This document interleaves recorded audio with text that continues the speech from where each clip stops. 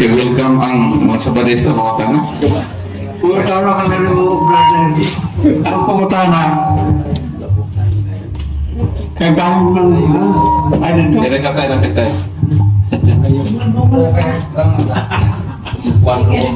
Bahin man sa ito kahulay ang pumutana. Nabay mabasa nato sa Biblia nga nagsulti nga adlaw nga Domingo gipanalanginan, gipalaan o gipahulayan. Wala akong tana. Sa Domingo. Nga adi babasa tayo. Nga adi babasa pa sa Sabton lang dibasa. Oh, parang ko dati to. Makasabot ko kumakas. Dili kayo basahan lang may sabot-sabot. Kinahang to mga Ha? mo basa ta nga na sabot-sabot. Dili kay basa-basa lang ang pagsabot. Okay na tayo. Sa ako ang explanation ko namin na hugay na tayo mo lang yung bitaw nga pagbasa nato sa libro sa Old Testament kuha ko lang i-off na iya i-off na iya kaya di man takasabot tayo bisan pababasa ta o di na to gamitan yung pagsabot di ka takasabot so pwede ba nga maminaw sa kakaroon kuha lang sa ng taptap yung una-una so pasabton ta ka kung naminaw mo kita sa explanation mo gibuhat ang tao ikaunom nga adlaw. So meaning pagkaugma maunang unang adlaw sa tao. Sakto. Oh, mo na unang adlaw sa tao kana ikapito ka adlaw giingon nimo mo na unang adlaw sa tao. Correct ba ko? Sa imo. Dili ko sa ako. Ang eksplikasyon. Diyo, nalatanong man ka. Ang una ng semana. Dili. Nioyo naman ka nga ang tao gibuhat ikaw ng adlaw. So ang ikapitong adlaw nagipagpalinan sa Ginoo mo nang unang adlaw sa tao. Di ba? Ayoko sumbalik ka sa ako pagsabot. Di ba sa mga diri kay magbasa tap sa Sabton maka nato. Ikaw ka adlaw gibuhat ang tao. O sunod sa ikaw mo na ikapito. Mo nang adlaw nga gipanalangin sa Ginoo ug pahulay siya. Pero kana ikapito diha mo nang unang adlaw sa tao. Nakasabot ba ka wala? Kanang ikapitong adlaw niya, unang adlaw ng tao. Yes. Dili na adlaw sa Ginoo sa mong pagsabot. Lahi mga adlaw sa Ginoo adlaw sa tao. Kay lahi ma asahan ka. Ay sa mo daw sa. Sige. Ang makasabot ka, dili ta man nagsamag adlaw sa Ginoo adlaw sa tao. Pero iba nga din sa Sulat ni San Pedro. Ingon din akong basahon na. 2 Pedro 3:9 8. Ayaw ninyo hikalimte nga ang Ginoo ang usa ka adlaw sama sa usa ka libo ka tuig. O ang usa ka libo ka tuig sama na sa usa ka adlaw. So di kita magkaparehang adlaw sa Ginoo. Pero ato ning lain sa mabasa din sa Genesis 2:2 nga naay adlaw nga ikapito di may pahulay ang Ginoo. O kanang adlaw nga yung gipahulayan nga ikapito ang ikaunom ka adlaw ana diha gihimo ang tao. So therefore ang ikapito ka adlaw ang unang adlaw sa tao.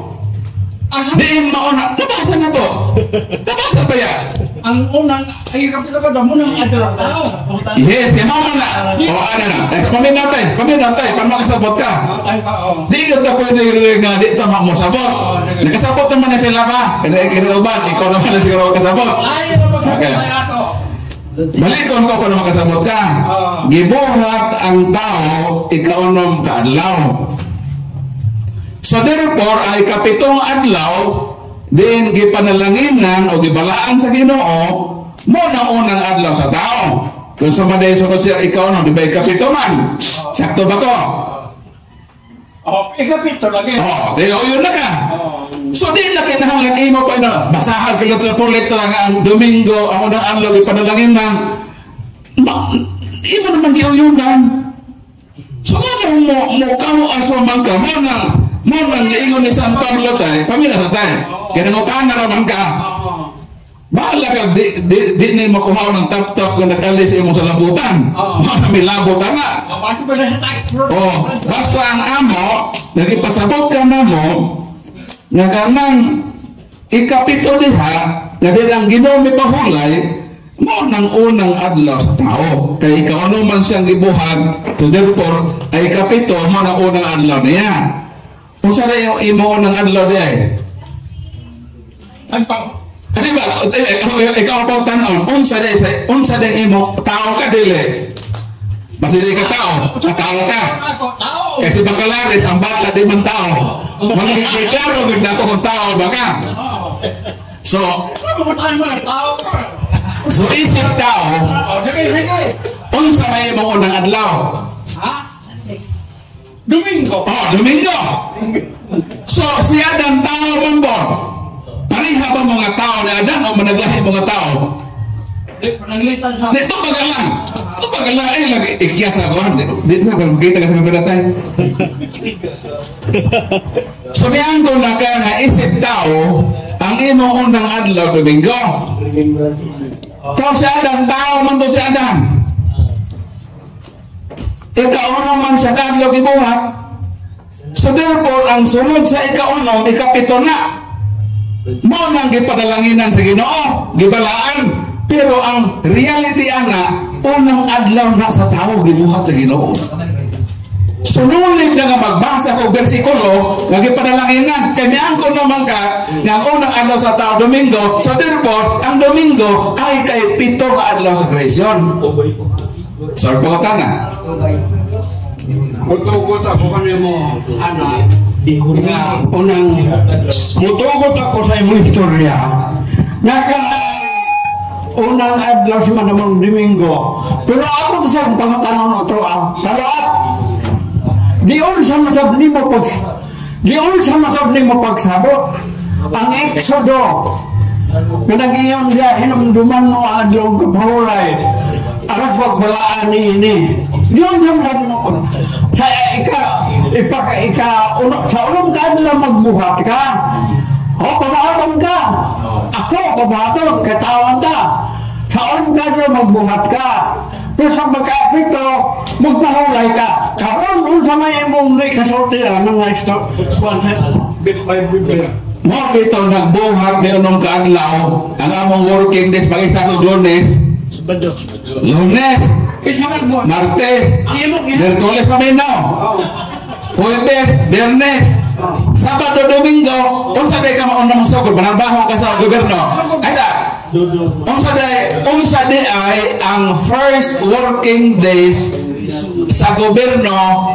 Unsa day ang lawa? Lunes. Asa sabay ta, working days man kay unong kaadlaw, magtrabaho man ka. Unsa man ang unang adlaw nga mo trabaho ang tao. Kung nagtrabaho ka gobyerno, ang imong starte nga magtrabaho Lunes, kay naa pa day Domingo nga abre sa eskwelahan, naa pa eskwela Domingo. Ang bangko na bay Domingo nga schedule ka pag-opisina. Ay sa paminaw tao magkaka.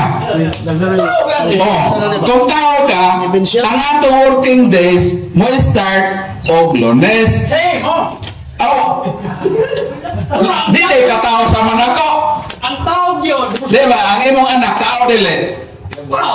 Ang imong anak nga empleyado sa gobyerno, unsa mang adlaw mo start sa iyang working days?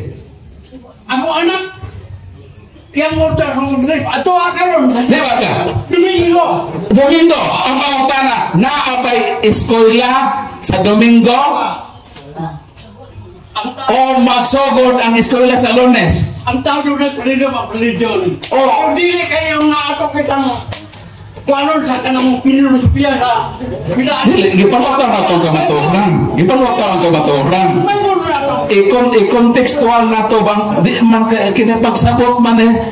Pagsabot. Kinahanglan nga, mabitang giingon si Kristo nga, ingon bitaw si San Pablo nga, Apan mo sige ikaw. na ay nagbasa sa Old Testament, o basa balik ko na ko ha, dili sila makasabot. Oo. Nganong di sila makasabot? Kay hangtod ni ining adlaw ang ilang salabutan gitap-tapan gihapon Gapon. sa maong tap-tap samtang magbasa sila Oo. sa daang kasabutan kisa may nagbasa kamo man perme o testament man yung testament perme nagpabilin ang maong tap-tap makuha lang ka na kung ang tao mahiusan na kang Kristo. So kinahanglan ka mo sa Batista, mahiusan yun mo sa lawas ni Kristo na iyang gitukod. Dili ka mahiusan mo sa gitukod ni Ellen G. White sa Amerika nga di tinukod ni Kristo. Hantong nga di mo mag-join sa tinukod ni Kristo, diha mo mag-join sa tinukod sa Batista ni Ellen G. White, di yun mo makasabot. Kaya nung sa Ellen G. White, di ito makasabot. Gibuno man to sa ulo, sa bato sa ulo. Ang side effect ato tayo, aron hebalo ka, maglabag ang iyang ulo kung magbasa. Mga ano ka na mo, bro? Sa imong pagsabot ito, karoon pinamali kita patakan na ito. Ben! Kung isot na ito. May I explain? Oo, sige. Nitubag na ganina ng unang adlaw sa tao Domingo. Ang tap-tap mo akong putana. Mo lagi, para makasabot ka, kuha ang tap-tap. Kaya di yung kakasabot o gwili ni mo kuha ng tap-tap. Ang sekreto ng makuha ang tap-tap, matod sa kibasa, mahiusa ang tao kang Kristo. Kamus ang tao mahiusa ang Kristo, si Kristo man ang ulo sa lawas na iyang simbahan. So kung ang tao mahiusa na sa iglesyang gitukod ni Kristo, makasabot na siya sa mga tap-tap dito sa Old Testament. Karon kamo, kay wa man mo mahiusa kang Kristo, kay di man mo tinukod ni Kristo, tinukod man mo ni Ellen G. White, sumala sa inyong libro, na inyong libro na pumatuod, na inyong founder si Ellen G. White. So dili mo tinukod ni Kristo, so dili mo lawas ni Kristo. Mo nang dili mo makasabot sama sa inyong founder, nga inyong founder gibuno sa ulo sa bato yung ulo. Ang side effect, maglabag ang iyang ulo o magbasa. How much more kung mo sabot na? Mo nang di may makaasa ninyo o di na kuhaon ng tap-tap, di mo masakop ang simbahan sa Ginoo, di mo makasabot. Sakto lang yun ni San Pablo. Unless kung mahiusa mo. So mo nang tubagday. Ayaw lang pagkalain kay kining kamatuoran sakit man pod ni kinahanglan isulti. Sakit ang operasyon pero kinahanglan ka operahan aron kamayo. So pasayloan lang pod mi kung nakasulti mi sa ingon ini nga pagi kay mahal man mo na mo. Di mi maghago-hago og sulti sa kamatuoran og di mo man amo gihigugma. Bahalag masakitan mo basta maunang tinuod. Maunang tubag. So, salamat tayo sa imong pautana. Sorry pautana.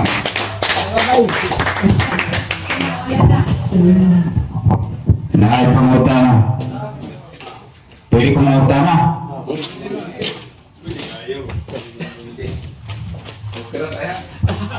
Mahal ka na ako, Brad. Walang na siya. Nindot magayo ang mga pagpamahayag makaigsunan. Pero kana amo nang gidawat makaigsunan nga sa karong nga panahon namo so kausap pa man nato nga panakita sa sunod makaigsunan pangutanan ako kung sa agata nga higayon Magsabot na po. magkita o niya maghimo na puta o lain sabot para aron nga ay ako nag-promise mo gid ang matubang. Okay, sige. Kaya na, parang bahala ko luhaw na ako katapig ang atong daron o usa nga topic. So ingon na ra kibali siya. Dinhi gyapon bro. Oh. Bisan asa. Kamo. Oo, basta kay na ay panahon na to, basta masino. Kung sa may topic din mo bro, gusto? Di na po ng pagkaon ko like kay so all naman din pero So all ba? pagkaon pero wala kita na tanan. Mau lagi sa matawag ng iglesia. May problema sa kinsa may mo ato bang sa akong gusto ha sa matawag ng iglesia. May problema sa unsa nga kuan topic. Matawag ng iglesia atong pamatudan ang matuod ng iglesia. Unsa ang matuod ng iglesia mo na ang pamatudan nato. Kay aron masaktan nato pagayo. Kay naamalan kalabutan kibali siya sa daghan kayo na atong may sibutan ng panahon na. Mas mayo pero gaapon ta natungod ko si Brad kuan Bertol gumikan kay may nangop kuan kay ang among pastorik agaw po niya. First casting nyo sila mo naganahan ako ba pagkita ganina muslimi ganina dito kuan ako ang kuan sa among pastor. Marag mingaon kasi. Mingaon ko ba? Salamat kayo. Gusto na ako si Bertol. Alima. Si Pastor Alima magod. Suon po na mo lagi nga pastor. So, mo na yung tanay gusto na ko. Kaya para ang kami nga po na ko, murag dili po mong puduwa ko mong pumauli murag salamat ko nakita ko sa iyong agaw ng si pastor po mingaw ko sa pastor na mo. So, ang gusto si Brad Paul. Okay, dapat kung unsa nga topic panglitan Hebalo kang Brad Richard mas Brad Richard na dito sa Japon Brad Richard po wanta bro kare larawan ta bro dua So,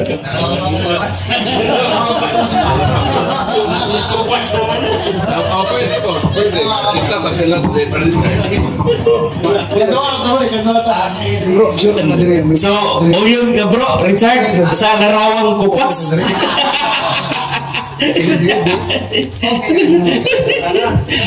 Binabahayag kayo bitaw dis pagtuo. Dili bitaw ingon nagdebate. Ang ato ani pagpahayag sa atong pagtuo. So nindot kayo karon nga dialogo kay ngano wala nagbinatuhay og hait nga mga bulong. Ang ato nagpahayag lang gyud sa atong pagtuo. So, unana, kamo na timbang-timbang kung kinsa ang tinuod o kinsa'y nagtug-an pod sa tinuoray. So, mga igsoon, wala na ba? Wala na ba?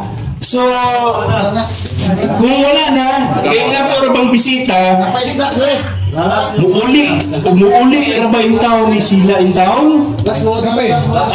Napailas pangutana o sige bro. Okay, address number 4, okay. Sige wala, okay na isa naman lang gano'n. Brad Paul na yung pangutatuan i-address na ako ang tama.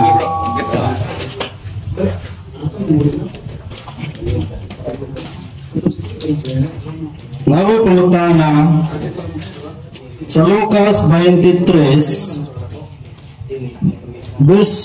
versikulo 52 hangtod sa 56. Nagaingon diha adlaw kana sa pagpangandam.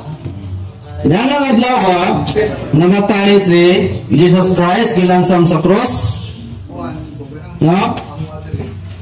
Niadto ang mga tao, especially silang Maria, kauban pa lang mga babae.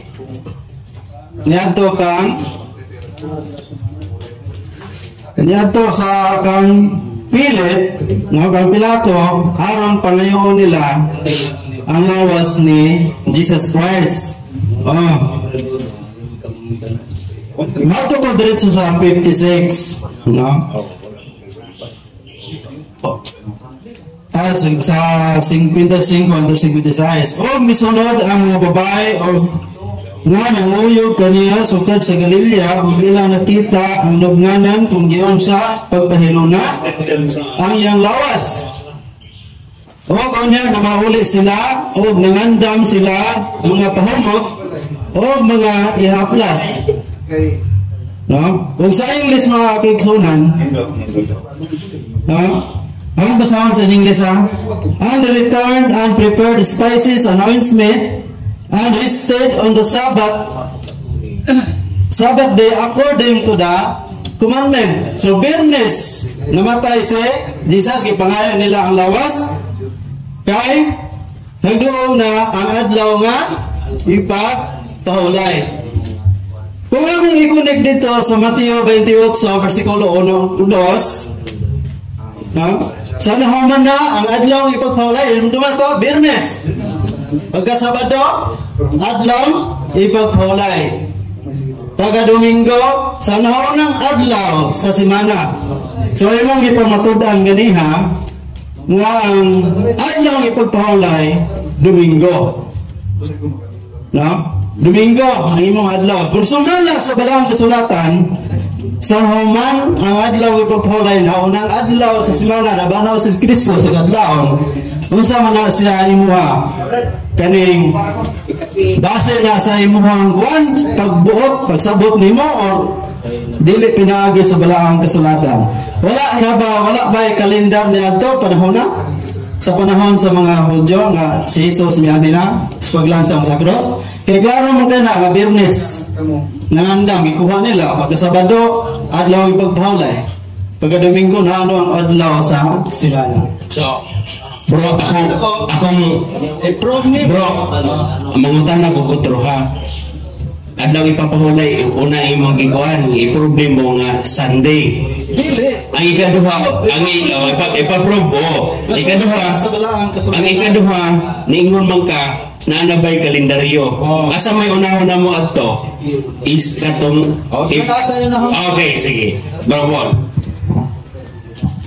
kama ang pahulay sa Mahudiyo, gibase na kalendaryo. Mabito, naminaw pataganin na Exodus Kapitulo 12 lagi. Kanos ama nagsugod ng ilang kalendaryo. Kanos ama sa nagsugod o kaon. 12-2. Kining bulana, mao ang unang bulan sa tuig alang kaninyo. So sa ito pa dito to sa ilang paggawa sa Egypt. Nag-start tong ilang pag-counting o kalendaryo nga naanay bulan. 12 o 13, diyan ang gabi una, suruyon ko ang Ehipto.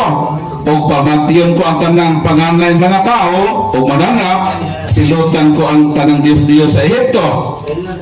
Maulilhanan, ang dugo ang ilhanan sa balay, gipuyan, inagkikita ninyo sa dugo.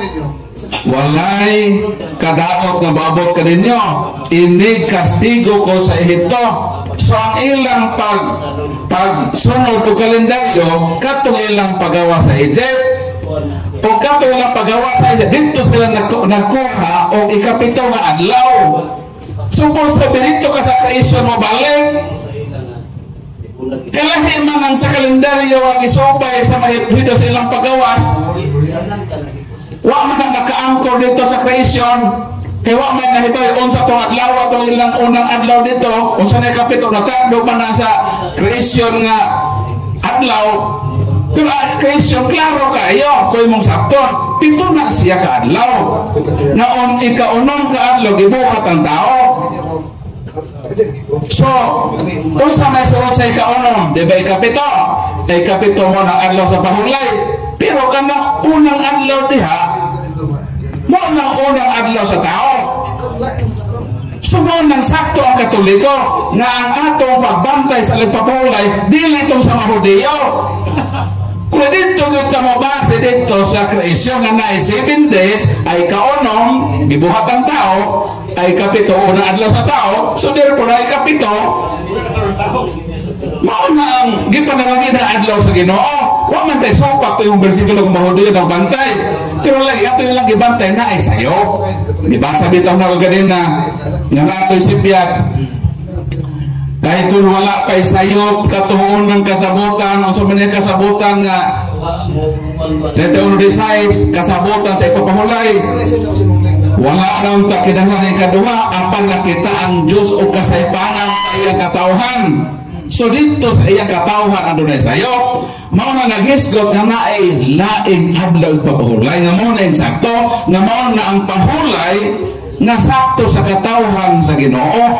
Dili itong Sabado sa Mahudyo nga ilang pag-counting sa ilang pagawas sa Ehipto nga dito sila nagtamod og ilang kalendaryo para ilang handomon ang salvation sa ilang pagawas.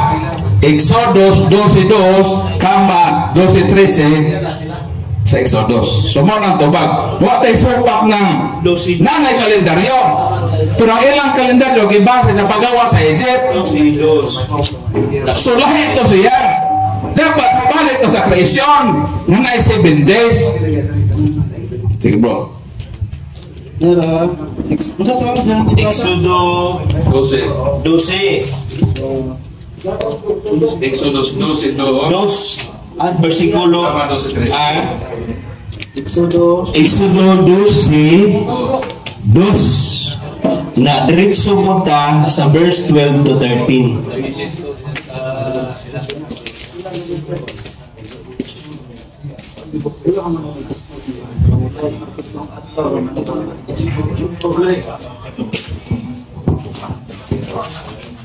So, saan naman bro? Asa naman ka bro? Wala man na nahisgot. Ipapahulay na kaputang na kaputang adlaw lang wala. Din naman sila nag-start nga nag-counted og bulan og tuig. Lagi pero wala sa So ang ilang 7 days na gipili katong history sa ilang pagawa sa Egypt. Kung sakto ka dito ka sa kreasyon mo balik. Kay mo na sa Decalogo 28:11 mo nang naay si Piat mo nang gikurihan sa Ginoo nga naay laig paghulay kay dunay sayop tong unang kasabutan naghihimo sa katawhan sa Ginoo. Dili ang Dios ang nasayop, ang mga Israelita. Mo nang diya na mo ang sabat sa Mahudyo. Hasta kami lang sayop na no dili. Mo ato pa sa kreasyon kay mo nang nasa Exodus. Kaya mo atong Deuteronomio na pagtamod, paggawa sa Egypt. Lahat ba basahan ko na yung 10 Commandments sa Exodus o sa Deuteronomio? Ang sa Exodus sa creation, ang sa Deuteronomio sa paggawa sa Egypt. Tapos kung saan man nagsugod ng paggawa sa Egypt, nag-count sila o simana. Dito ang simana, bulan, tuig, ang imong counting. Dito naman sa paggawas, dapat dito ka sa creation mo balik. Ayaw itong basihin itong paggawa sa Egypt o sa itong adlaw. Kaya din ang creation. Ang mga sabrista may mga ito sa hito. Ha? May bawal ko ito sa hito. Naghala na masulki na buhay kung di mo kasabot. Basta maon ang gipasabot o pinagasulatan. Mo nang gamitan atong pagsabot. Dili kay basa-basa lang ta. Sabot-sabot po ta. Mo nang tubag sa pagkatanan. Salamat. Okay na? Okay na ba? Okay na, okay na. Okay. So, ang saman, wala na bagay laing pangutana kay ato nang i-close. Ato nang i-close. So, karon daghan og daghan jud kayong salamat sa Habyan Compound. Salamat usab sa iyang mga ginsakupan gani atiman jud ta kayo. Yo komodita kayo na pay libreng kape, libreng snacks. Oh. Wag gitay kasultian ni. Maayo gigay ni siyang tao. So, ato usab pagasalamatan si Brad Jose Richard Lacaba ug si Brad Junri sakal sa loob sa iya pong company, sa iyang mga kauban po, nga mga SDA. Salamat kaayo. O kang Brad Paul Alima, salamat po kaayo bro sa higayon nga inyong inyong yung kung garon gitamod, inyong yung girespeto. Oh, niya dito nga gid sila, wala gid pakyas. Salamat sa tanaw sa atong live karon. Oh. So, kayo hindi naman sa isa katulong naghan. Salamat kayo. okay, pagtapos So na man ang among atong ihatag sa atong CFD Brad Paul Alima aron sa patapos nga pagampo.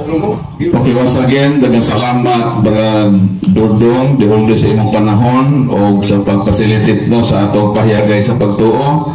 Kang Brad Junre, Brad Richard sa iyang kaubanan sa Seventh Adventist Reform. So pasalamat mi nga di amo o sa dako nga gugmaw kahinango amo mo gidawat kay mahal nato sila kay sila ato makigsuonan. Palakpakan nato ang mga Seventh Adventist. So sa ato kong sponsor no sa snacks o sa akomodasyon sa atong sound system sa tanan nga mga preparation so amo ginding gihimo kay gusto namo nga ang kamatuoran gyud ang mga tao so naghago gyud mi dinhi nga sa ingon ini nga paagi daghan po na maka-learn sa atong pahiyagay sa pagtuo so atong pasalamatan ang Ginoo nga hapsay kaginang buntag ulan pero karon nindot kayo ang panahon so gitugot o biduyog ang kahitasan sa atong gihimo karong kahaponon. Palakpakan atong Ginoo. Pupod din ni ato siyang pasalamatan sa pagampo sa tanang Katoliko mangoros na sa dili po Katoliko okay na po na di mo mangoros so kami mangoros lang niya Katoliko man ni sige magampo ta sa ngalan sa Amahan, sa Anak o sa Espiritu Santo. Amen. Among mahigugmaon, dalaygon nga Dios ang Amahan, ang Anak o Espiritu Santo. Mao kini ang Dios nga giila sa simbahang Katoliko o ikaw usab ang Dios nga giila sa mga Sabadista. So in short, Ginoo, nagkahiusa kami nga nakaila sa tinuod nga Dios. Ug tungod niini kami tinuod nga imong mga alagad ug tinuod nga imong mga anak diha sa kabuhatan. Lord, daghang salamat niining manindot nga panahon nga kaganina gihulga kami sa dakong ulan. Apan salamat Ginoo nga miuyon ka ug miduyog ka kanamo naghatagan nimo kami og maayong panahon. Ug Lord, nalipay kami nga karong kahaponon bitbit namo ang makamatuoran nga among mabalon sa among pagpanaw nining kalibutan. Lord, giampo namo ang makaigsuonan namo ang mga Seventh Adventist na maulit pa sa ilang lugar, imo gihatag ang protection kanila, ang blessing, kalinaw ug panalangin sa ilang paglawig nining kalibutan. Mayroon sa kami makatoliko Ginoo na imo gipakamatyan sa krus uban ni usab kami kay sumala sa imong pangaan maguban ka kanamo hangtod sa katapusan sa kalibutan ug amo ka nang gikling Ginoo sa among kinabuhi. So ang tanang kalampusan, ang tanang paningkamot sa among makaigsuonan amo kinigihalad kanimo og gipasalamatan sa ngalan ni Jesucristo uban sa Espiritu Santo, Dios nga usa, uban kanimo Amahan, hangtod sa kahagturan. Amen. Sa ngalan sa Amahan, sa Anak, o sa Espiritu Santo. Amen. Atong hatagan o masipang palakpak ang atong Ginoo. Dalay ko ng Diyos o mayong hapon kanatong tanan. Salamat kayo. Salamat.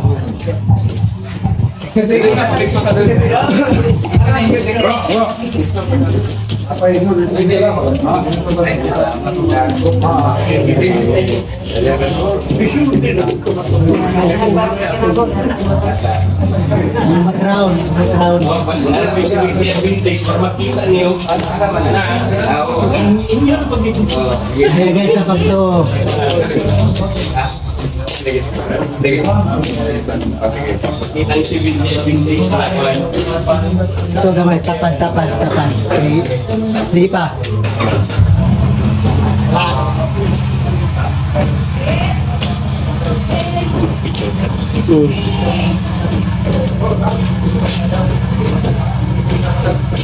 Okay. So,